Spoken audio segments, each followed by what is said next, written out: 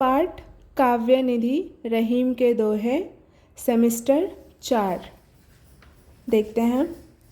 प्रस्तुत दोहे में कवि रहीम ने मानव जीवन में नैतिक मूल्यों की आवश्यकता पर बल देते हुए उन्हें जीवन में अपनाने का संदेश दिया है।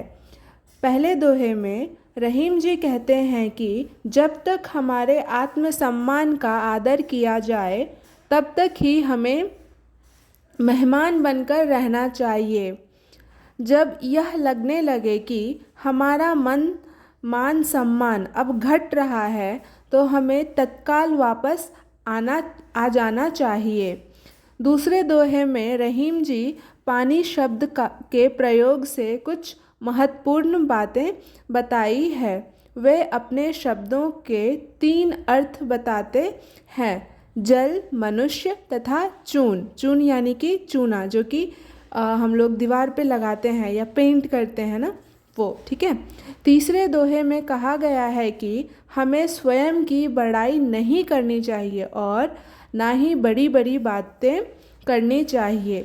चौथे दोहे में रहीम जी के अनुसार संकट के समय को भी अच्छा समझा गया है, क्योंकि संकट के समय में ही हमें पता चलता है कि कौन हमारा दोस्त है और कौन हमारा दुश्मन है। पांचवें दोहे में कवि का कहना है कि मनुष्य को चिंता से दूर रहना चाहिए, क्योंकि चिंता हमेशा दुख पहुंचाती है। छठे दोहे में कवि का मानना है कि दोस्त ऐसा होना चाहिए जो सुख और दुख दोनों में साथ रहे, मुसीबत आने पर उसे नहीं छोड़े।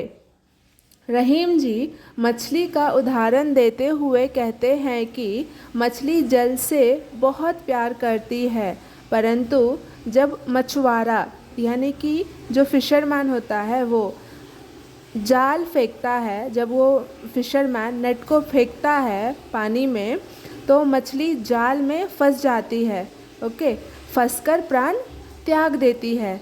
जब मछुआरा यानी कि फिशरमैन नेट को पानी में फेंकता है तब क्या होता है, मछली पानी से इतना प्यार करती है कि पानी को छोड़ती ही नहीं है और उस मछुआरे के जाल में फंस जाती है तथा जल उसका साथ नहीं देता। उस समय जल उसका साथ नहीं देता। इसलिए हमें ऐसे दोस्त नहीं बनाने चाहिए जो कि मुसीबत के टाइम में हमारा साथ ना दे। सातवें दोहे में रहीम जी कहते हैं कि हमें सोच समझकर बात करना चाहिए, क्योंकि जब बात बिगड़ जाती है तो लाख कोशिश करने के बाद भी वो नहीं बनती। ठीक उसी प्रकार जब दूध फट जाता है तो लाख कोशिश करने पर भी मक्खन नहीं बन पाता। आठवें दोहे में कवि का कहना है कि कोई भी छोटा या बड़ा नहीं होता। समुद्र कितना भी बड़ा क्यों ना हो, जीव जंतु का प्यास तालाब ही बुझाती है। सही बात कहा है ना। समुद्र इतना बड़ा है, इतना पानी है उसमें, पर फिर भी वो पीने लायक नहीं है। पर वहीं पे एक छोटी सी तालाब है जिसमें बहुत कम पानी है, पर फिर भी वो छोटी से छोटी लेकर के एकदम बड़े से बड़े जीव जंतु का सबका प्यास वही बुझाती है।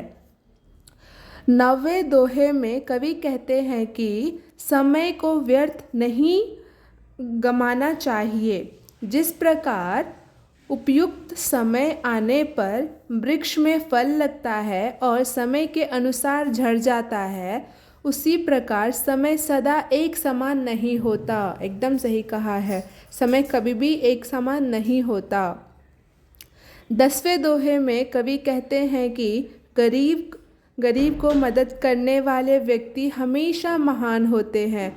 उदाहरण भगवान श्री कृष्ण और सुदामा की दोस्ती। देखो यहाँ पे भगवान श्री कृष्ण और सुदामा की दोस्ती का इसका उदाहरण दिया गया है, क्योंकि यहाँ पे श्री कृष्ण जी ने सुदामा जो कि गरीब था उनका मदद किया था, इसीलिए वो सबसे बड़े हैं। ऐसे उदाहरण दे रहे हैं कवि। आशा करती हूँ आप सभी को ये पाठ समझ में आया होगा।